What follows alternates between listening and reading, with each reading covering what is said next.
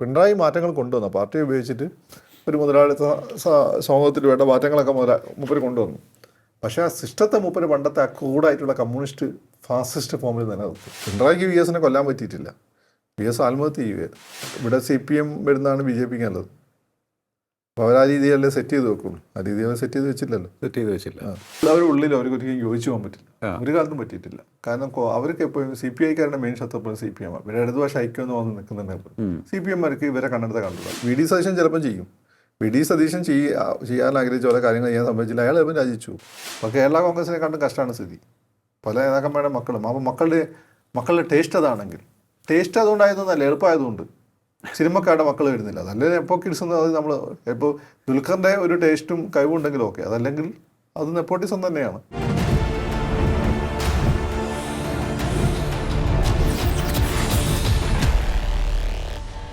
നമസ്കാരം, ടോക്കിംഗ് പോയിന്റിലേക്ക് സ്വാഗതം. തിരുത്താത്ത നേതൃത്വം CPM-നെ തകർക്കുകയാണോ? മറ്റ് പല സംസ്ഥാനങ്ങളിലും തുടച്ചു നീക്കപ്പെട്ടതുപോലെയുള്ള ദുരവസ്ഥയിലേക്ക് കേരളത്തിലും CPM മാറുമോ? പരിശോധിക്കാം നമുക്ക്. നമ്മോടൊപ്പം ചേരുന്ന രാഷ്ട്രീയ നിരീക്ഷകൻ ശ്രീ ഫക്രുദ്ദീൻ അലി. നമസ്കാരം, ടോക്കിംഗ് പോയിന്റിലേക്ക് സ്വാഗതം. പിണറായി വിജയനും MV ഗോവിന്ദനും ഉൾപ്പെടെയുള്ള നേതാക്കൾക്കെതിരെ വളരെ ശക്തമായ വിമർശനമാണ് CPM-നുള്ളിൽ തന്നെ ഉയരുന്നത്.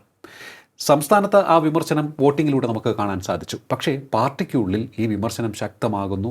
എന്നിട്ടും ഈ വിമർശനങ്ങളൊക്കെ തന്നെ കേട്ടില്ല എന്ന് നടിക്കുകയാണ് പിണറായി വിജയനും MV ഗോവിന്ദനും ചെയ്യുന്നത് എന്നാണ് നമുക്ക് പല വാർത്തകളിലൂടെയും മനസ്സിലാക്കാൻ സാധിക്കുന്നത്. എങ്ങോട്ടാണ് CPM-ൻ്റെ പോക്കെന്നാണ് മനസ്സിലാകുന്നത്? നിങ്ങളുടെ മുഖത്തൊരു വെട്ടേറ്റ പാടുണ്ട്.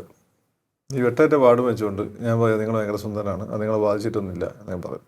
പക്ഷെ നിങ്ങൾക്കറിയാം, നിങ്ങൾ കണ്ണാടി മോൻ കാണുന്നതല്ലേ, വെട്ടേറ്റ പാടാണ്, വലിയ പ്രശ്നമാണെന്നൊക്കെ. പക്ഷെ നാട്ടുകാർ പറയുന്നില്ല. അപ്പോൾ നിങ്ങൾ എന്ത് ചെയ്യുന്നത് വെച്ചാൽ നിങ്ങളെ പറ്റി നാട്ടുകാർക്ക് ഒരു പേടിയുണ്ട്. അപ്പോൾ അതുകൊണ്ട് അവരത് ഇങ്ങനെ പറയാതെ പോകുന്നു എന്നുള്ളതാണ്. ഈ നാട്ടുകാരെന്ന് പറയുന്നത് പ്രത്യേക രീതിയിൽ ട്രെയിൻ ചെയ്യപ്പെട്ട പാർട്ടിക്കാർ എന്ന് നിങ്ങൾ കാണണം. കാരണം അവർ ആ രീതിയിൽ എല്ലാം പാർട്ടിയാണ്, പാർട്ടി നാളെ വലിയ മാറ്റങ്ങൾ കൊണ്ടുവരും എന്നൊക്കെ വിചാരിക്കുന്ന, അല്ലെങ്കിൽ സൂര്യൻ അസ്തമിക്കാത്ത കാലത്തോളം, സൂര്യൻ സൂര്യോദയം ഉണ്ടാവാത്ത കാലത്തോളം ഈ പാർട്ടി തന്നെ ഭരിക്കും എന്നൊക്കെ അവർ വിശ്വസിച്ചുകൊണ്ടിരുന്നു.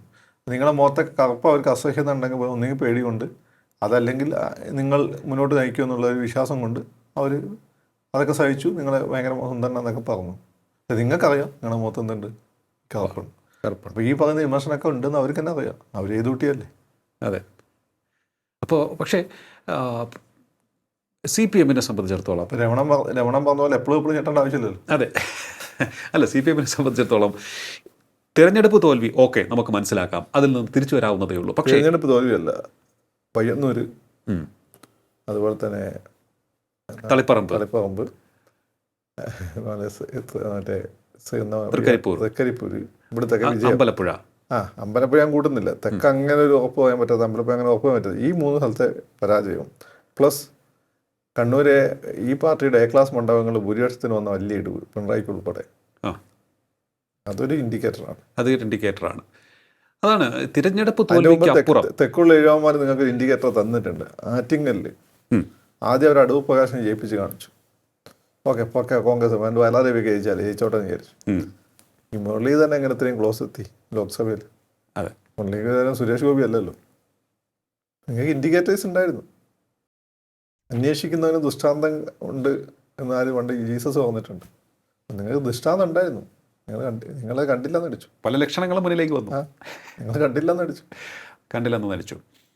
ശരിയാണ്, പലതരത്തിലും വിമർശനങ്ങൾ ഉയർന്നിരുന്നു. പക്ഷേ ഞാനൊന്ന് ചോദിച്ചോട്ടെ, ഈ വിമർശനങ്ങൾ കണ്ടില്ല എന്ന് നടിക്കുവാനുള്ളൊരു പ്രധാനപ്പെട്ട കാരണം പാർട്ടി പൂർണ്ണമായും പിണറായിയുടെ അധീനതയിലായിരുന്നു. അപ്പോൾ അദ്ദേഹം പറയുന്നത് മാത്രമാണ് ശരി. വിമർശിക്കുവാനോ തിരുത്തുവാനോ ആർക്കും സാധിക്കുന്നില്ല.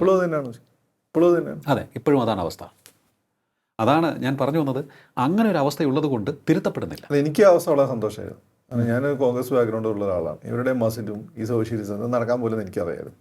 അപ്പോൾ ഇവർ ഈ പറഞ്ഞ കേരളത്തിൻ്റെ വികസനത്തിന് മൊത്തം തടസ്സം നിന്ന സമയത്ത് അതൊക്കെ കുറേ മാറ്റിയത് പിണറായി വിജയനാണ്. സത്യം പറയാമല്ലോ, കാര്യങ്ങളൊക്കെ ഒന്ന് നല്ല ട്രാക്കിൽ ഓടിച്ചു തുടങ്ങിയത് അങ്ങേരാണ്. BSൻ്റെ അവസാന കാലം BS മാറ്റങ്ങൾ ഉൾക്കൊള്ളാൻ തയ്യാറായിരുന്നു. പക്ഷേ ഇവരുടെ ഈ അനുയായികളെ മൊത്തം ഇവരെങ്ങനെയല്ലേ ട്രെയിൻ ചെയ്തിരിക്കുന്നത്. ഒരു ഹോട്ടലിട്ട അവൻ ഭൂഷ്യാസി, നമ്മളെ സഖാവാണെങ്കിൽ പോലും ഭൂഷ്യാസി. ഒരു 2 വായ കൃഷി ചെയ്താലും അവൻ മറ്റേ കുലാഗോ അങ്ങനെ എന്തോ പറയും, എന്നിട്ട് അതൊക്കെ വെട്ടി നശിപ്പിക്കുക. ഇതായിരുന്നു. ഇതൊന്ന് മാറ്റി കുറേയൊക്കെ മാറ്റങ്ങൾ കൊണ്ടുവന്നത് പിണറായിയാണ്. പക്ഷേ പിണറായി എന്ത് ചെയ്തു? അവരുടെ സിസ്റ്റത്തെ പിണറായി മാറ്റിയത്. പിണറായി മാറ്റങ്ങൾ കൊണ്ടുവന്ന പാർട്ടിയെ ഉപയോഗിച്ചിട്ട് ഒരു മുതലാളിത്ത സമൂഹത്തിൽ വേണ്ട മാറ്റങ്ങളൊക്കെ മൂപ്പര് കൊണ്ടുവന്നു. പക്ഷേ ആ സിസ്റ്റത്തെ മൂപ്പര് പണ്ടത്തെ ആ ക്രൂഡായിട്ടുള്ള കമ്മ്യൂണിസ്റ്റ് ഫാസിസ്റ്റ് ഫോമിൽ നിലനിർത്തി. ലെനിനിസ്റ്റും അല്ല, ഫാസിസ്റ്റാണ്. വെട്ടിക്കൊല്ലുന്നത് ലെനിനിസം അല്ലല്ലോ. അല്ല, ഞാൻ ചോദിച്ചോട്ടെ, ഈ പാർട്ടിയിൽ ഉൾപാർട്ടി ജനാധിപത്യം പൂർണ്ണമായും നഷ്ടപ്പെട്ടു എന്ന് തന്നെ നമുക്ക് മനസ്സിലാക്കാം. പണ്ടുമില്ല. പണ്ട് എന്ന് വെച്ചാൽ ഇവരുടെ ഈ സോഷ്യലിസ്റ്റ് കമ്മ്യൂണിസ്റ്റ് പാർട്ടിയിൽ റഷ്യയിൽ സ്റ്റാലിൻ വന്ന ബന്ധു ഉൾപാർട്ടി ജനാധിപത്യം ആരും മരിച്ചതിന് ശേഷമാണ് ഖൂർഷേവൊക്കെ തലവെക്കിയത്. ഓക്കെ, അതെ. ഈ ആ സിസ്റ്റത്തിൽ ഇത് രണ്ടും ഒരുമിച്ച് പോയില്ല. കമ്മ്യൂണിസം ഈ ഉൾപാർട്ടി ജനാധിപത്യം ഒരുമിച്ച് പോയില്ല. കാരണം വ്യത്യസ്തമായ അഭിപ്രായങ്ങൾ കേൾക്കേണ്ടതായിട്ട് വരും. അതിനുള്ള വോയിസ് പ്ലേസ്മെൻറ്റ് കൊടുക്കേണ്ടതായിട്ട് വരും, പ്ലേസ് കൊടുക്കേണ്ടതായിട്ട് വരും, സ്പേസ് കൊടുക്കേണ്ടതായിട്ട് വരും. അത് കമ്മ്യൂണിസം പോസിബിൾ അല്ല. അതൊരു ഒരു ഭരണാധികാരി, ഒരു പ്രത്യയശാസ്ത്രം, ഒരു ചട്ടക്കൂടും വെച്ച് പോകുന്ന സാധനമാണ്. ഏകാധിപത്യം സ്വാഭാവികമാകുന്ന അത് ഏകാധിപത്യമാണ്. അത് ഫാസിസം തന്നെയാണ്, ഫാസിസമാണ്. ഇപ്പം അത് മുസ്ലിങ്ങളെയും ക്രിസ്ത്യന്മാരെയും ജൂതനെയും തരം പോലെ ആർക്കാണോ ഹിന്ദുക്കളെയും ആർക്കാണോ ഭൂരിപക്ഷം അവർ തരം പോലെ കൊല്ലുന്ന പോലെ ഇപ്പോഴത്തെ അന്ന് ചെയ്തതെന്ന് വെച്ചാൽ ഈ പറയുന്നതിൻ്റെ അതിന് കൈ കാശുള്ള മൊത്തം ശത്രുവായിരുന്നു. ജാതി മതം ഇല്ലാന്നുള്ളത് ഫാസിസത്തിൻ്റെ വേറൊരു ഫോമായിരുന്നു സ്റ്റാലിനിസം. ഇനി ലെനിനിസത്തിൻ്റെ ബേസിക് സ്വഭാവം വെച്ച് നോക്കിക്കഴിഞ്ഞാൽ അതിനും ഫാസിസ്റ്റ് സ്വഭാവം തന്നെയാണ്. പിന്നെ ജനാധിപത്യം എന്നൊക്കെ അവർ പറയുന്നതല്ലേ. അങ്ങനെ ട്രോട്സ്കിൻ്റെ ആളുകളും ട്രോട്സ്കിനെ അവരെ പിടിച്ചു വന്നല്ലോ, അല്ലെങ്കിൽ അടിച്ചാൽ വന്നത്. നടക്കാത്ത കാര്യമാണ്. അല്ല, ഞാൻ ചോദിക്കട്ടെ, ഇത്തരത്തിൽ ഇങ്ങനെ തിരുത്തപ്പെടാതെ പോവുകയാണ് എന്നുണ്ടെങ്കിൽ എന്തായിരിക്കും സ്ഥിതി എന്ന് ചോദിക്കുമ്പോൾ പലരും പറയുന്നത് സർവനാശമാണ് എന്നുള്ളത് തന്നെയാണ്. കാരണം തിരുത്താമായിരുന്നു. എങ്ങനെ? പ്രതിപക്ഷ നേതാവ് സ്ഥാനത്ത് മറ്റൊരാളെ കൊണ്ടുവരാമായിരുന്നു. പാർട്ടി സംസ്ഥാന സെക്രട്ടറി സ്ഥാനത്തേക്ക് വേറൊരാളെ. അതൊന്നും ആ സിസ്റ്റം സമ്മതിക്കുക. സിസ്റ്റം ഇപ്പം ഈ പറയുന്ന കേരളത്തിൽ ബ്രാഹ്മണ സമൂഹം വലിയ തിരിച്ചടി കിട്ടിയിട്ടുണ്ട്. അവർ തിരിച്ചറിഞ്ഞിരുന്നു. പക്ഷെ അവർക്ക് ആ സിസ്റ്റത്തെ മാറ്റാൻ പറ്റിയില്ല. അതുകൊണ്ടാണ് ഭൂപരിഷ്കരണം വന്നപ്പോൾ തകർന്ന് തരിപ്പണമായി പോയത്.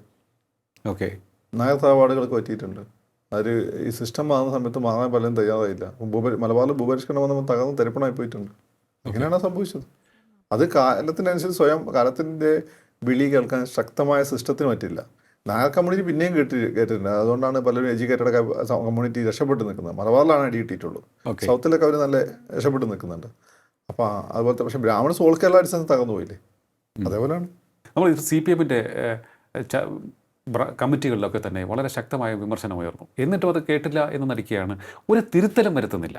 കാരണം തിരുത്തപ്പെടുക എന്നുള്ളതാണല്ലോ ഏറ്റവും പ്രധാനപ്പെട്ട. നിങ്ങളവിടെ ഇല്ലല്ലോ. നിങ്ങൾ എം വി രാഘവനായി പോകും. എം വി രാഘവൻ എന്തിനാണ് പാർട്ടിയിൽ നിന്ന് പുറത്താക്കി? എം വി രാഘവൻ എന്താണ് ബദൽ രേഖ കൊണ്ടുവന്നു. ബദൽ രേഖ കൊണ്ട് എം വി രാഘവൻ നമ്മൾ ശരിക്കും ബൂട്ട് പൂജിക്കണം. കാലത്തിന് മുമ്പേ പോകാൻ എം വി രാഘവന് പറ്റി. ഇന്ത്യയിൽ വരുന്ന മാറ്റങ്ങൾ, BJP-ൻ്റെ ഉയർച്ച, ഇതൊക്കെ അദ്ദേഹം മുൻകൂട്ടി കണ്ടിരുന്നു. പക്ഷേ എം വി രാഘവൻ പുറത്താക്കി. എം വി രാഘവൻ ചെയ്ത കാര്യങ്ങളല്ലേ ഇപ്പം ചെയ്തുകൊണ്ടിരിക്കുന്നത്. എം വി രാഘവനോട് പാർട്ടിയെ വഞ്ചിച്ചു എന്നൊരു പ്രശ്നമാണ്. അല്ലാതെ നികേഷ് കുമാറിൻ്റെ പേരിൽ സമ്പത്തുണ്ടാക്കി എന്നൊന്നും ആരും പറഞ്ഞിട്ടില്ല. അപ്പം അതല്ലല്ലോ സ്ഥിതി. അതെ, അതാണ് ഈ മകളുടെ പേരിലുള്ള കേസ്. ഇതൊക്കെ പൊതുജനങ്ങൾ കാണുകയാണല്ലോ. പാർട്ടി തന്നെ പറഞ്ഞിരിക്കുകയാണ് അത് വീണ തൈക്കണ്ടി നേരിട്ടുള്ളൂ. ആദ്യം തീരുമാനിച്ചപ്പോഴായിരുന്നു മതിയായിരുന്നു. പക്ഷേ ഇവർ തീർത്തും ഒറ്റപ്പെടുന്നൊരവസ്ഥയിലേക്ക് പോവില്ല. എത്ര നാൾ ഇങ്ങനെ ഏകാധിപത്യപരമായി ഇവർ കാര്യങ്ങൾ നിയന്ത്രിക്കും? എത്ര കാലം എന്ന് വെച്ചാൽ പോകുന്നിടത്തോളം പോട്ടെ. എനിക്ക് ശേഷം പ്രളയം വന്നാൽ എനിക്കെന്ത്? ഞാനില്ലല്ലോ. അല്ല, ഞാൻ ചോദിച്ചോട്ടെ, അതായത് ഇനിയിപ്പോൾ ED അവരെ ഇവിടെ വന്നു മുറിവേൽപ്പിച്ച് വിട്ട് പരിശോധനയ്ക്ക് വന്നപ്പോൾ എന്തായാലും അവരിനി ശക്തമായ രീതിയിൽ മുന്നോട്ട് പോകില്ല. അതിന് ED മുറിവേറ്റെന്നുള്ളതല്ലേ. ED-നെയൊക്കെ നിയന്ത്രിക്കുന്ന സെൻട്രൽ ഗവൺമെൻറ്റും RSS-ഉം BJP ഒക്കെയാണ്. RSS ഇടപെടില്ല. അങ്ങനെ ഘട്ടം വന്നാൽ മാത്രമേ അവർ ഇടപെടൂ. BJP സെൻട്രൽ ഗവൺമെൻറ്റാണ്. ഇതുണ്ടാക്കിയ ഡാമേജ് നാഷണലിയാണ്. മമതാ ബാനർജിനെ അഴിമതിക്കാരെയും പിടിക്കാൻ പോയപ്പോൾ അവരെങ്ങനെയാണോ ബിഹേവ് ചെയ്തത് അതുപോലെയാണ് ഇത് നാഷണൽ ന്യൂസായി. അല്ലെങ്കിൽ ഒരു മുൻ മുഖ്യമന്ത്രിയുടെ വീട്ടിൽ റൈഡ് വന്ന് ചെറിയൊരു സ്കോള് പോകേണ്ടത് നാഷണൽ ചർച്ചയായി. അതാണ് പക്ഷെ നിങ്ങളുടെ ഇമേജിനെ ബാധിച്ചത്. അതെ, ഇമേജ് ആകെ ടാർണിഷ്ഡായി. അത് വല്ലാതെ ആ കേസ് ലോജിക്കലി നോക്കുമ്പോൾ പ്രശ്നമുള്ള കേസുമാണ്. ഇനി ഈ പാർട്ടിയിലൊരു ഡിവിഷൻ ഓക്കെ നമ്മൾ നോക്കുമ്പോൾ ഈ തെരഞ്ഞെടുപ്പിന് മുൻപ് തന്നെ ഈ നേതൃത്വത്തിൽ അസംതൃപ്തിയുള്ളവർ ഇതിനെ തിരുത്താൻ തീരുമാനിച്ചിരുന്നു. അതിൻ്റെ തെളിവാണ് നമ്മൾ പയ്യന്നൂരും തളിപ്പറമ്പും തൃക്കരിപ്പൂരും ഒക്കെ കണ്ടത്. അമ്പലപ്പുഴയിലും അത്തരത്തിലുള്ള റിസൾട്ട് വന്നു. പയ്യന്നൂരും തളിപ്പറമ്പും തോൽക്കുമെന്ന് ആരും സ്വപ്നത്തിൽ പോലും കരുതിയില്ല. അവിടെ പാർട്ടി വിചാരിച്ചാലല്ല, അതായത് പാർട്ടി പ്രവർത്തകർ അണികൾ വിചാരിച്ചാലല്ലാതെ തോൽക്കാൻ സാധ്യതയില്ല. അവർ ശക്തമായ രീതിയിൽ പ്രതികരിച്ചു. ഈ രീതിയിലുള്ള പ്രതികരണങ്ങൾ ഇങ്ങനെ തിരുത്താതിരുന്നാൽ കൂടുതൽ സ്ഥലത്തേക്ക് വ്യാപിക്കില്ലേ? പയ്യന്നൂരൊക്കെ തീയന്മാർ ഗുരുവിനെ തിരിച്ചറിഞ്ഞു എന്നുള്ളതാണ്. ഗുരുവിൻ്റെ കാലഘട്ടം കഴിഞ്ഞപ്പോൾ അവർക്ക് SNDP എന്ന് വെച്ചാൽ കമ്മ്യൂണിസ്റ്റ് പാർട്ടിയായിരുന്നു. അവിടെ SNDP ഇല്ലല്ലോ, കുടിയേറ്റക്കാരുടെ ഇടയിൽ SNDP ഉള്ളൂ.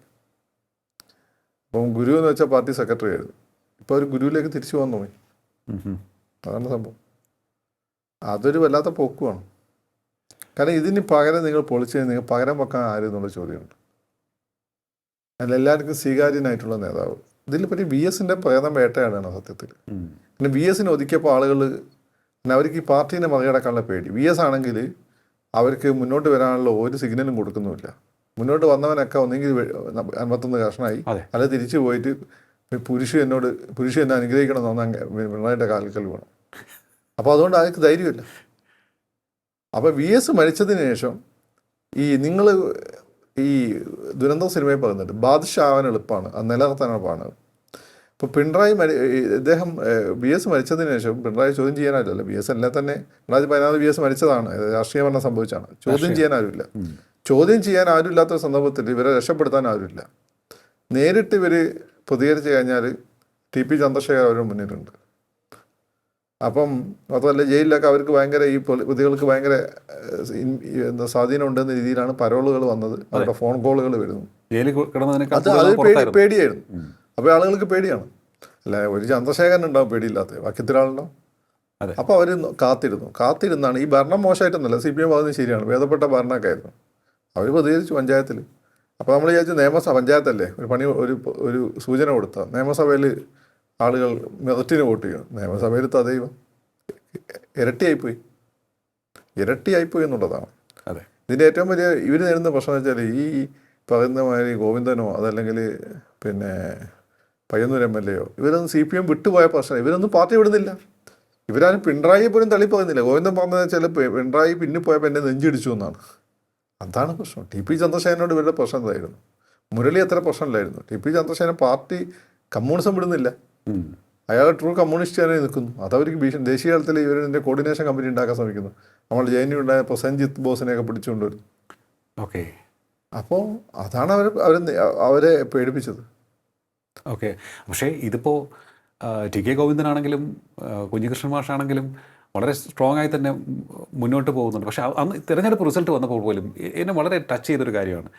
ഞാൻ പാർട്ടിക്ക് ഒരു കാരണവശാലും പാർട്ടിയെ വെല്ലുവിളിച്ച് നിന്നതല്ല, ഇത് ഒരു താക്കീത്, എൻ്റെ ഒരു പ്രതിഷേധം രേഖപ്പെടുത്താൻ വേണ്ടി തിരഞ്ഞെടുപ്പിൽ നിന്നു എന്ന് അദ്ദേഹം പോലും തിരഞ്ഞെടുപ്പിൽ ജയിക്കുമെന്ന് വിചാരിക്കുന്നില്ല. അല്ല, പയ്യൊന്നും ജയിക്കുമെന്ന് ഞാനും വിചാരിച്ചതല്ല. ഞാൻ വന്ന് 10,000 വോട്ടിന് ഭൂരിപക്ഷമൊക്കെ ഉണ്ടാവുള്ളൂ എന്നാണ് പറഞ്ഞിട്ടുള്ളത്. പയ്യന്നൂർ അതാണ് അവിടുത്തെ സ്ഥിതി. അവിടെയാണ് ജനങ്ങൾ. അവിടെ ജയിപ്പിച്ച സ്വരാജിന് താങ്ക്സ് പറയണം. കള്ളൻ വിളി. അതിന് പിണറായിയോ ഗോവിന്ദൻ ഭാഷ അയാളെ കള്ളൻ വിളിച്ചിട്ടില്ല. സ്വരാജ് കള്ളൻ വിളിച്ചു. എന്നാ കിടക്കട്ടെ. Thanks to Swaraj. അല്ല, ഇത്തരത്തിലുള്ള അഹങ്കാരങ്ങൾ, അതുപോലെ തന്നെ വാക്കുകൾ കൊണ്ടുള്ള ഗുണ്ടായിസം, അത് വലിയ രീതിയിൽ CPMന് പ്രഹരമേൽപ്പിക്കുന്നുണ്ട് തോന്നുന്നു. കാരണം മലയാളിയോട് മര്യാദയ്ക്ക് സംസാരിച്ചില്ലെങ്കിൽ അവൻ പോയി പണി നോക്കാൻ പറയും. അല്ല, അവർ പറയുന്നത് നമ്മൾ പാവങ്ങളെ, ഞാനും പലപ്പോഴും ഏറ്റുപിടിച്ചിട്ട് പാവങ്ങളുടെ പാർട്ടിയാണ്. പാവങ്ങളെ തീയന്മാരെ പാർട്ടി എന്ന് പറ്റിയ ഈഴന്മാരുടെ പാർട്ടിയാണ്. അപ്പം അന്നത്തെ ആശാരം വന്നിട്ടുണ്ട്, എന്താണ്, നശിച്ച നായരും മുടിഞ്ഞ നസ്രാണിയും ജനിച്ച ചൊവ്വനും കമ്മ്യൂണിസ്റ്റ് ആയിരിക്കും. ഏതാണ്ട് സത്യമാണ്. വലിയ പൈസക്കാരൻ നായന്മാരൊന്നും ഈ പാർട്ടിയിലില്ല. ചൊവ്വന്മാരുടെ കൂട്ടത്തിലുള്ള ഈ പറയുന്നതിനതിരി ഈ പൈസക്കാരും ഈ പാർട്ടിയിലില്ല. ജനിച്ച ചൊവ്വനായി തന്നെ ജീവിക്കുന്നവനേ ഉള്ളൂ. ഇപ്പോൾ കൗമുദി ഫാമിലിയിൽ എത്ര കമ്മ്യൂണിസ്റ്റുകാരുണ്ട്? ഒരു രാഷ്ട്രീയം ഉണ്ടോ എന്ന് എനിക്കറിയില്ല. എത്ര കമ്മ്യൂണിസ്റ്റുകാരുണ്ട്? ആലമ്മൂട് എത്ര കമ്മ്യൂണിസ്റ്റുകാരുണ്ട്? വക്കലുള്ള ഒരുപാട് റിച്ച് ഫാമിലീസ് ഉണ്ട്, എല്ലാം കോൺഗ്രസ്സുകാർ. അല്ല, കൗമുദിയുടെ നോക്കുകയാണെന്നുണ്ടെങ്കിൽ എല്ലാ രാഷ്ട്രീയക്കാരെയും സ്വാധീനിച്ചിട്ടുണ്ട്. ഇവിടുത്തെ എഡിറ്റോറിയൽ തീരുമാനങ്ങൾ കർണാടകനൊക്കെ നല്ല പണിയും പണിഞ്ഞിട്ടുണ്ട്. ഇന്ദിരാഗാന്ധി കർണാടക ഏറ്റവും കൂടുതൽ വിമർശിച്ച കൗമുദിയാണ്. കൗമുദിനെ മോപ്പസംഗം നോക്കിയാൽ ആളുകൾ അഭിപ്രായം രൂപപ്പെടുത്തുക. അതെ, തീർച്ചയായിട്ടും ഈ സൗത്തിലോട്ട്. അപ്പം അതാണ് അതിൻ്റെ ഒരു കാര്യം. അപ്പം അവരെ സംബന്ധിച്ചിടത്തോളം ഈ പറയുന്നത് പോലെ ഈ പോക്ക് അവർക്ക് പിടിച്ചിട്ടില്ല. അവിടെയാണ് പ്രശ്നം കിടക്കുന്നത്. അവർക്ക് പിടിക്കാൻ നിങ്ങൾ VSനൊക്കെ പോലെ ആണെങ്കിൽ, ഇപ്പം VSൻ്റെ മോൻ്റെ നിയമനം അതിര് കടന്നു പോയെന്നോ, VS ഒന്ന് ആക്ഷൻ എടുത്തോന്നോ? അതെ, തീർച്ചയായിട്ടും അത് വളരെ പ്രശംസനീയമായ. അവനെ മാറ്റി, അതാണ് അരുൺകുമാറിനെ മാറ്റി, അതാണ് കാര്യം. അതുകൊണ്ടാണ് ഈ VSൻ്റെ ആളുകൾക്ക് ഇഷ്ടം. പിന്നെ VS അവരുടെ സെൻസിബിലിറ്റി ഉൾക്കൊള്ളുന്നതാണ്. ഇതല്ല. VS ഏത് അന്വേഷണവും നേരിടാൻ തയ്യാറാണെന്ന് പറഞ്ഞപ്പോൾ അന്വേഷണങ്ങളെ തടസ്സപ്പെടുത്തുകയായിരുന്നു പിണറായി. അവിടെയാണ് കൊണ്ട്. അപ്പോൾ ജനങ്ങൾക്ക് VSനോട് VS തോറ്റല്ലോ, VS സാങ്കേതികമായി തോൽപ്പിച്ചതല്ലേ. അതെ, പ്രതിനിധികളെ പിന്നെ പല രീതിയിൽ സ്വാധീനിച്ചു, VSന് വേദി കൊടുക്കാതെയും മുഖ്യമന്ത്രിയായിട്ട് ഫയൽ കൊടുക്കാതെയും ഇത് സാങ്കേതികമായി തോൽപ്പിച്ചാണ്. VS അന്നൊരു പാർട്ടി ഉണ്ടാക്കി പോയിരുന്നെങ്കിൽ ഇപ്പോൾ നിങ്ങളിപ്പം കാണുന്ന CPM ഇല്ല. പക്ഷേ VS അതിന് നോട് കൊടുത്തില്ല. VS മരിക്കുമ്പോഴും ഈ ചുവന്ന പതാകം പതിച്ച് പിണറായിനെ കൊണ്ട് ഒരു തവണ മാത്രം സഖാവ് എന്ന് വിളിപ്പിച്ച് ബാക്കിയെല്ലാം VS എന്ന് വിളിപ്പിക്കേണ്ടിയിരുന്നു. അത് കേട്ടില്ലേ? നിങ്ങൾ ശ്രദ്ധിക്കാത്തതുകൊണ്ടാണ്. നാട്ടുകാർ മൊത്തമാകെ ശ്രദ്ധിച്ചിട്ടുണ്ട്. പിണറായി VSൻ്റെ മരിച്ചിടങ്ങുന്ന പ്രസംഗം നടത്തി. അതിൽ പുന്നപ്പോ വല പറയുമ്പോൾ മാത്രമേ സഖാവ് VS പറയുന്നുള്ളൂ. ബാക്കിയൊക്കെ VS ആണ്. What does it mean? നിങ്ങളിപ്പോൾ VS എപ്പോഴും കാണുന്ന കുലംകുത്തിയായിട്ടാണ്. എന്നിട്ട് അതിനെ മറികടക്കാൻ ഒരു ഫേസ്ബുക്ക് പോലും ആദ്യം ആരോ ശ്രദ്ധിച്ചത് പ്രശ്നമാകുന്നു. ഒരു ഫേസ്ബുക്ക് പോസ്റ്റ് എടുത്ത ശ്രമം നിങ്ങൾ ശ്രദ്ധിച്ചില്ലല്ലേ? പ്രസംഗം എടുത്തു കിട്ടത് ഞാനത് ശ്രദ്ധിക്കാം. പിന്നെ വിഷയാക്കേണ്ട ഏജ് ഉണ്ടായിരുന്നതാണ്. ഒറ്റ തവണ സഖാവ് VS ഉള്ളൂ. ആ പുന്നപ്പോ വല പറയുമ്പോൾ ബാക്കിയെല്ലാം VS ആണ്. ഏതാ VS കണ്ട അലവലാതിനെ മൊത്തം സഖാവ് എന്ന് വിളിക്കല്ലോ. അതെ, ഇത് ഈഴവർ ഇട്ടിട്ടുണ്ട്. VSൻ്റെ അവസാനത്തെ സപ്പോർട്ട് ബേസ് സൗത്ത് ആയിരുന്നില്ല, കണ്ണൂർ കാസർഗോഡ് മേഖലയായിരുന്നു അവസാനത്തെ. അവിടെ ഓട്ടോ സ്റ്റാൻഡൊക്കെ ഉണ്ട്, അവരും കേട്ടിട്ടുണ്ട്. അതിനൊക്കെ അടിവരയിടുന്ന രീതിയിലാണ് ഈ ഫണ്ട് വെട്ടിപ്പും രക്തസാക്ഷി ഫണ്ട് വെട്ടിപ്പും ഈ സ്വജന പക്ഷപാതിത്വം വന്നത്. അപ്പോൾ ഇവരെ ഒരു കാര്യം എന്ന് വെച്ചാൽ ഇവർ ഗുണം വെച്ചാൽ നാട്ടുകാരെ മൊത്തം അവർ ബുദ്ധിജീവികളാക്കി എന്നുള്ളത്. നാട്ടുകാർ ഉത്തരേന്ത്യ പോലല്ല. ഭരണമൊക്കെ നല്ല ഭരണമായിരുന്നു. ഭരണത്തെ കുറ്റം പറയാൻ പറ്റും. ഞാൻ ഭരണത്തിൻ്റെ ബേസിലാണ് ഇവർ വരുമെന്നുള്ളത്. പക്ഷേ ഇവർ തന്നെ ഓരോ ബുദ്ധിജീവി തീരുമാനിച്ചെന്നാൽ അങ്ങനെ വേണ്ട. അല്ലേ, ഈ തീരുമാനങ്ങൾ ഈ ഒരു ഏകാധിപത്യ മനോഭാവം ഏതൊരു ഈ നോവലുണ്ടല്ലോ, നോവലല്ലേ, ഡ്രാമ, അതല്ലാന്ന് തോന്നുന്നു, ഷേക്സ്പിയറിൻ്റെ. അതിലിങ്ങനെ മരിച്ച ആളുടെ പ്രേതം വേട്ടയാടുന്നുണ്ട്. അതേപോലെയാണ് VSൻ്റെ പ്രേതമാണ് ഇത് ചെയ്യിപ്പിക്കുന്നത്.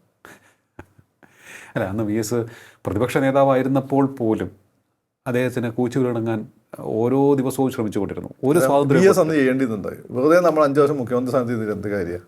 അന്ന് രാജിച്ചാൽ മതിയായിരുന്നു. എന്നെ ഒന്നും ചെയ്യാൻ സമ്മതിക്കുന്നത്. നിങ്ങൾക്ക് ഞാൻ വാഗ്ദാനങ്ങൾ നൽകി. VD സതീശൻ ചിലപ്പം ചെയ്യും. VD സതീശൻ ചെയ്യാൻ ആഗ്രഹിച്ച ഓരോ കാര്യങ്ങൾ ചെയ്യാൻ സമ്മതിച്ചില്ല. അയാൾ ചിലപ്പം രാജിച്ചു പോകും. അയാൾ ജനങ്ങളിലേക്ക് പോകും. അതുപോലെ VS അങ്ങനെ ചെയ്താൽ മതിയായിരുന്നു. എന്നൊന്നും ചെയ്യാൻ ഫയൽ പോലും നിൽക്കാൻ സംഭവിക്കുന്നില്ല. ഒരുത്തരം കൈവാലും കിടാൻ സംഭവിക്കുന്നില്ല. ഇനി ഞാനെന്തിനാ ഇവിടെ ഇരിക്കുന്നത് രാജിച്ചു പോയാൽ മതിയായിരുന്നു. VS അവിടെ പിന്നെ കടിച്ചു കൂടി നിന്ന് കിടന്ന് പിന്നെ അതിന് ശേഷം അടുത്ത തവണ മുഖ്യമന്ത്രി ഇതേപോലെ ശ്രമിച്ചു. VSൻ്റെ കൂടെയുള്ള ആളുകൾ വിചാരിച്ചിരുന്നു ഒരു വർഷമെങ്കിലും ആവുമെന്ന് ശ്രമിച്ചു. പിന്നെ മറ്റേ മോൻ്റെ നിർബന്ധം കൊണ്ട് എന്താണ് ക്യാബിനറ്റ് പദവി മേടിച്ചു. അവിടെയൊക്കെയല്ലേ VS മരിക്കുന്നത്. പിണറായിക്ക് VSനെ കൊല്ലാൻ പറ്റിയിട്ടില്ല. VS ആത്മഹത്യ ചെയ്യുകയായിരുന്നു. അപ്പോൾ അതുകൊണ്ടാണ് പിന്നെ ഈഴവർ നമ്മൾ മിണ്ടാതിരുന്നത്. പക്ഷെ അവരുടെ ഉള്ളിൽ അത് കിടക്കുന്നുണ്ടായിരുന്നു. കാരണം അപ്പോഴും VSനെ മുൻനിർത്തിയാണ് പോര് നയിച്ചത്, വിജയിച്ചത്. എങ്കിലും ഈഴവന്മാരോട് വോട്ടിട്ടു. ഓരോറ്റയ്ക്കൂടെ അനുസരിച്ച് ഈഴവന്മാരോട് വോട്ടു. നിങ്ങൾ കുറച്ച് ആളുകൾ ജനാധിപത്യത്തിൽ പ്രശ്നമുണ്ട്. ജനപ്രതിനിധികളെ വിലക്കെടുക്കാൻ പറ്റും. നിങ്ങൾ പറയാൻ വിലക്കെടുക്കാൻ പറ്റും. അതേപോലെ നിങ്ങൾ സമ്മേളന പ്രതിനിധികളെ വിലക്കെടുക്കാൻ പറ്റും. പാർട്ടിക്കാരെ വിലക്കെടുക്കാൻ പറ്റില്ല. അതാണ് ഇപ്പോൾ അതാണ് നേരിട്ടുകൊണ്ടിരിക്കുന്നത്. പാർട്ടി പ്രവർത്തകരെ വിലക്കെടുക്കാൻ പറ്റത്തില്ല. അവർക്ക് വോട്ടുണ്ടല്ലോ. ഇനി വോട്ടിങ് എന്നത് പ്രശ്നമൊന്നുമില്ല, മനസ്സിലായില്ലേ? കാരണം ഇവിടെ CPM വരുന്നതാണ് BJPക്ക് നല്ലത്. അപ്പോൾ അവർ ആ രീതിയല്ലേ സെറ്റ് ചെയ്ത് വെക്കുള്ളൂ. ആ രീതിയിൽ സെറ്റ് ചെയ്ത് വെച്ചില്ല. പക്ഷെ എനിക്ക് തോന്നുന്നു ഇപ്പോൾ ഈ കണക്കിനാണ് പോകുന്നതെങ്കിൽ എല്ലാവരും കണ്ടുകൊണ്ടിരിക്കുകയാണ്, ഇതെന്താണ് ഈ തീരുമാനം, ഇങ്ങനെ എന്തുകൊണ്ട് ഈ നേതാക്കൾ ഇങ്ങനെ ചെയ്യുന്നു എന്ന ഒരു ചിന്ത മനസ്സിലുണ്ട്. അപ്പോൾ ഇവർ സ്വയം ഇന്നല്ലെങ്കിൽ നാളെ ഇതിനെ ഉപേക്ഷിച്ച് മറ്റൊരു സാധ്യത വളരെ കൂടുതലാണ്. അവരുടെ മുന്നിൽ മറ്റൊരു ഓൾട്ടർനേറ്റീവ് അല്ലെ പാർട്ടി ആം ആദ്മിയൊക്കെ ഇവിടെ രക്ഷപ്പെടണം. അല്ല അവർ BJPയിലോട്ട് പോകും. വളരെ തെക്കത് പ്രതികാര ബുദ്ധിയോട് കൂടി പോകും. തൃശ്ശൂർ തൊട്ട് തിരുവനന്തപുരം വരെയുള്ള മേഖല പ്രതികാര ബുദ്ധിയോട് കൂടി BJPയിലേക്ക് പോകും. അതായത് ഈ നേതാക്കളുടെ ഇത്തരത്തിലുള്ള പ്രവൃത്തി അണികളെ അകറ്റുന്നു. ഇവരുടെ ഏറ്റവും വലിയ അഹങ്കാരം എന്തായെന്ന് പറയാം. ഇപ്പം നമ്മളെ കുട്ടിക്കാലത്ത് അഴിമതി, അച്ചാറഴിമതി, പിന്നെ മറ്റേ പല ബോഫേസ് മതി, ഇവർ നമ്മളെ വീട്ടിൽ നിന്ന് നോക്കി ഞങ്ങൾ ഏതെങ്കിലും നേതാക്കന്മാർക്കെതിരെ ഇങ്ങനെ വല്ല ആരോപണമുണ്ടോ? ഞങ്ങൾ ഏതെങ്കിലും നേതാക്കന്മാർ മക്കളെ വളർത്തുക, മക്കളെ രാഷ്ട്രീയത്തിൽ കൊണ്ടുവന്നു? ഇല്ല. അപ്പോൾ EMSൻ്റെ മോനെ ഉണ്ട് ശ്രീധരൻ സാർ. പക്ഷെ അദ്ദേഹം സഖാവ് ശ്രീധരൻ പണ്ടേ SFIയിലൊക്കെ ഉണ്ടായിരുന്ന വളരെ സജീവമായിരുന്ന ആളാണ്. വേറെ ആരും അങ്ങനെ വന്നിട്ടില്ല. ഇപ്പം അതല്ലല്ലോ. ഇപ്പോൾ കേരള കോൺഗ്രസിനെ കണ്ടും കഷ്ടമാണ് സ്ഥിതി. പല നേതാക്കന്മാരുടെ മക്കളും. അപ്പോൾ മക്കളുടെ ടേസ്റ്റ് അതാണെങ്കിൽ, ടേസ്റ്റ് അതുകൊണ്ടായതൊന്നല്ല, എളുപ്പമായതുകൊണ്ട് സിനിമക്കാരുടെ മക്കൾ വരുന്നില്ല. അതല്ലേ നെപ്പോ കിഡ്സ് എന്ന്. അത് നമ്മൾ ഇപ്പോൾ ദുൽഖറിൻ്റെ ഒരു ടേസ്റ്റും കഴിവുണ്ടെങ്കിലും ഓക്കെ, അതല്ലെങ്കിൽ അത് നെപ്പോട്ടിസം തന്നെയാണ്. മനസ്സിലായില്ലേ? അങ്ങനെയാണ് ബോംബെയിലെ മറ്റേ ചെറുക്കൻ കൊല ചെയ്യപ്പെട്ടത്. മറ്റേ സുശാന്ത് രാജ്പുട്ട് കൊല ചെയ്യപ്പെട്ടത് അങ്ങനെയാണ്. നെപ്പോ കിഡ്സിൻ്റെ സമ്മർദ്ദമാണ്. അതിപ്പോഴും ദുരൂഹമാണ് അന്വേഷണം. അമിത്ഷാ ഭരിച്ചിട്ട് പോലും ദുരൂഹമാണ് ആ കേസ്. അപ്പം അത് അവർ കൊണ്ടുവരുന്നതാണ്. അത് CPI മൊത്തം മക്കളാണ്. ആപ്പാടെ പാർട്ടിയിലുള്ള മൊത്തം മക്കളാണ്. പിന്നെ കുറച്ചാൾ ചില ഫ്രിഞ്ച് എലമെൻ്റ് എന്ന് വന്ന ആളുകളെയും കാണാൻ പറ്റും. ഫ്രിഞ്ച് എലമെന്റ് അത്രയും പറയുന്നുള്ളൂ. ബാക്കി നിങ്ങൾ കൂട്ടി വെച്ചാൽ നിങ്ങൾ അന്വേഷിച്ചു. അങ്ങനെയുണ്ടോ? അങ്ങനെയൊക്കെ ഉണ്ട്. നിങ്ങൾ അന്വേഷിച്ചു. ഇവിടെ സീറ്റ് വിറ്റതിൻ്റെ പേരിൽ പിന്നെ നടപടിയെടുത്ത പാർട്ടി ഏതാ കേരളത്തിൽ? ഒരേ പാർട്ടി അവരല്ലേ. ബെനറ്റ് എങ്ങനെ വന്നത്? ഓക്കെ. പക്ഷെ അതിപ്പോഴും ഉണ്ടോ ആ ഒരു സ്വാധീനത്തിൽ നിന്ന് അവർ? ഇവിടെ ഇപ്പം നമ്മളാളുകളെ സ്വാധീനമാണ്. ഞങ്ങളാളുകൾക്ക് നല്ല ബിരിയാണിയൊക്കെ ഉണ്ടാക്കാൻ അറിയാം. നമ്മളെ ഇഷ്ടംപോലെ പൈസയുണ്ട്. പിന്നെ നമ്മളെ കൂട്ടത്തിൽ എന്നെപ്പോലുള്ള ആളുകളൊന്നും അങ്ങനെ വിലക്കെടുക്കാനും പറ്റില്ല. അപ്പോൾ ഏതാണ് എൻ്റെയൊക്കെ ഇമേജുള്ള എന്നാൽ വിലക്കെടുക്കാൻ പറ്റിയ ആളുകൾ ആവശ്യമുണ്ട്. ആ പാർട്ടിയുടെ അത്രയും മനസ്സിലാക്കിയാൽ മതി. അല്ല, ഇപ്പോഴും ഈ CPM CPI തർക്കം ഇപ്പോഴും വളരെ ശക്തമായിട്ട് മുന്നോട്ട് പോകാണെന്ന് തോന്നുന്നു. മറുപടി അങ്ങോട്ടും ഇങ്ങോട്ടും ഒരാൾ പറയുന്നു, അതിനുള്ള മറുപടി കൊടുക്കുന്നു, ആരോപണം പ്രത്യാരോപണം ഇങ്ങനെ പോയിക്കൊണ്ടിരിക്കുകയാണ്. ഇത് നമ്മൾ സാധാരണക്കാർ കേൾക്കാൻ വേണ്ടിയാണോ അതോ ഉള്ളിൽ? അല്ല, അവർ ഉള്ളിൽ അവർക്ക് ഒരിക്കലും യോജിച്ചു പോകാൻ പറ്റില്ല. ഒരു കാലത്തും പറ്റിയിട്ടില്ല. കാരണം അവർക്ക് എപ്പോഴും CPI-കാരുടെ മെയിൻ ശത്രു എപ്പോഴും CPM ആണ്. ഇവരുടെ ഇടതുപക്ഷ ഐക്യം വന്ന് നിൽക്കുന്നുണ്ട്. CPM-മാർക്ക് ഇവരെ കണ്ടെടുത്ത് കണ്ടുകൂടാ. കാരണം ഇവർ CPM പറയുന്നത് എങ്ങനെയാണ്, ഞങ്ങൾ മത്സരിക്കുന്ന സ്ഥലത്തെല്ലാം അവർ കോൺഗ്രസിന് വോട്ട് ചെയ്യും, അവരുടെ സ്ഥലത്തൊക്കെ ഞങ്ങൾ വോട്ട് കൊണ്ട് അവർ ജയിക്കുകയും ചെയ്യും. എന്നിട്ട് ഈ പറയുന്ന ലീഗിന് കേരള കോൺഗ്രസിന് പോലും ശേഷിയില്ലാത്തവർ 4 മന്ത്രിസ്ഥാനം, 4 MP, 20 MLA-മാരും മേടിക്കുകയും ചെയ്യും. ഇടതുപക്ഷ ഐക്യം ആയതുകൊണ്ട് ഒന്നും മിണ്ടാൻ പറ്റുന്നില്ല. ഓക്കെ. CPM നിരന്തരം വന്നുകൊണ്ടിരിക്കുന്ന കാര്യമാണ്, സത്യമാണ്. അതിനൊരു അപവാദം ഈ ഇസ്മായിലൊക്കെ ആയിരുന്നു.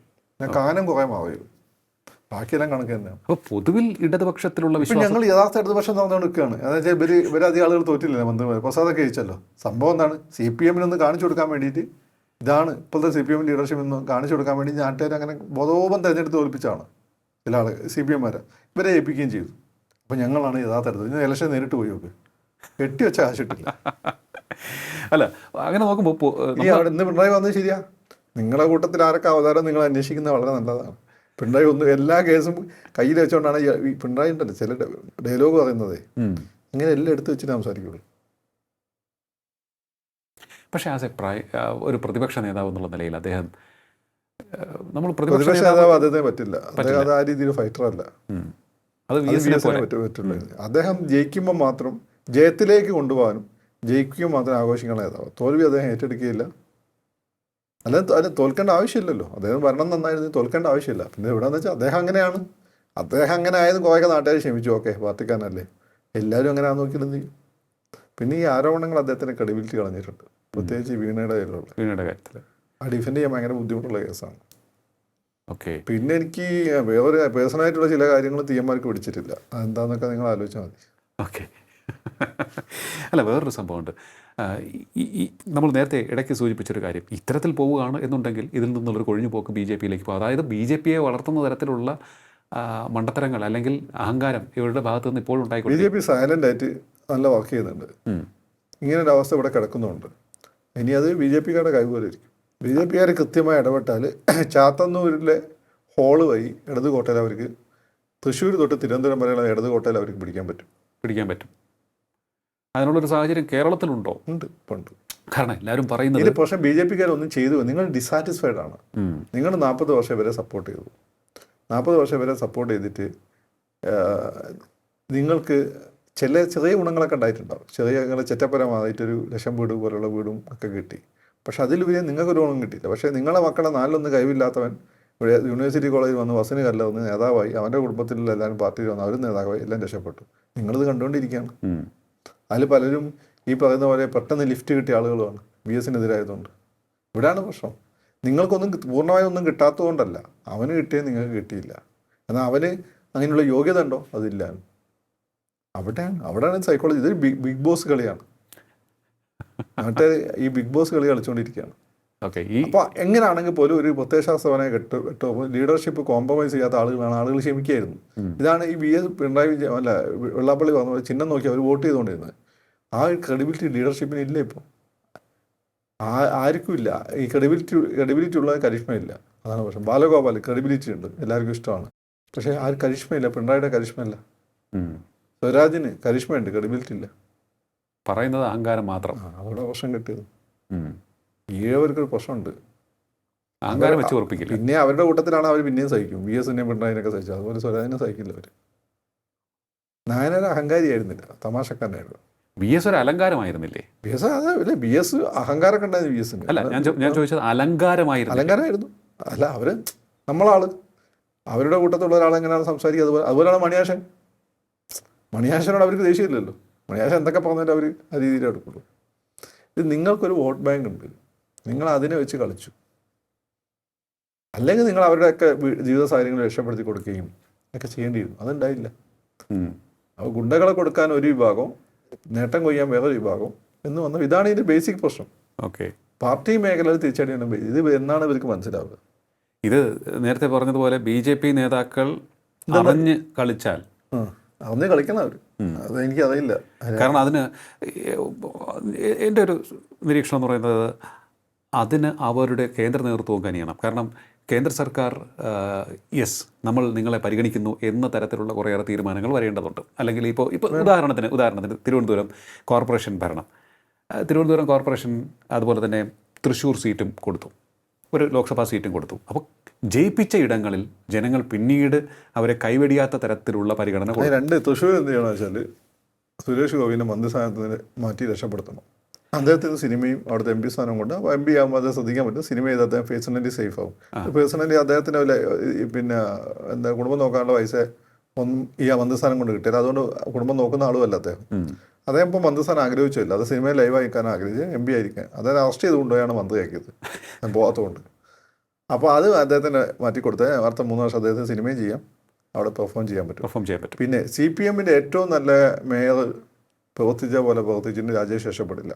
അതിനെ കടത്തി വെട്ടിച്ച് ഞങ്ങളുടെ മനസ്സിൽ ഇമ്പെൻഡിങ് ആയ ഒരുപാട് പ്രശ്നമാണ്. തിരുവനന്തപുരത്തെ വെള്ളപ്പൊക്കം, പട്ടി പ്രശ്നം, ഇതിനൊക്കെ പരിഹാരം കണ്ടു കഴിഞ്ഞാൽ മാത്രമാണ്. പിന്നെ ഈ മെമ്പർമാരുടെ ഈ പറയുന്ന പുതിയതായിട്ട് വന്ന മെമ്പർമാരുടെ വായ ഒന്ന് നിയന്ത്രിക്കുന്നത് നന്നായിരിക്കും. അത് പല വിരോധം കൊണ്ട് ഹരിയാനയുള്ള വിരോധം കൊണ്ടൊക്കെ കിട്ടിയ വോട്ടാണ്. അത് വെച്ചാൽ അഹങ്കരിച്ച് കഴിഞ്ഞാൽ അടുത്ത ആളുകൾ വോട്ട് ചെയ്യണമെന്നില്ല. അതെ, ഇവിടെ രണ്ട് വശത്തും ശത്രുക്കളുണ്ട്, ഇടതുപക്ഷമുണ്ട്, UDF ഉണ്ട്. അപ്പോൾ അത് നോക്കിക്കണ്ട് വേണം പോകാൻ. അതാണ് അവർ ശ്രദ്ധിക്കേണ്ട കാര്യം. എന്ന് വെച്ചാൽ അവർ എന്തെങ്കിലും ഒരു വലിയൊരു സിഗ്നിഫിക്കൻ്റ് ആയി, ഇപ്പോൾ മോഡി ചെയ്ത പോലെ സിഗ്നിഫിക്കൻ്റ് ആയിട്ട് വരവറിയിക്കുന്ന ഒരു കാര്യം ചെയ്യണം. അത് ഇതുവരെ ഉണ്ടായിട്ടില്ല.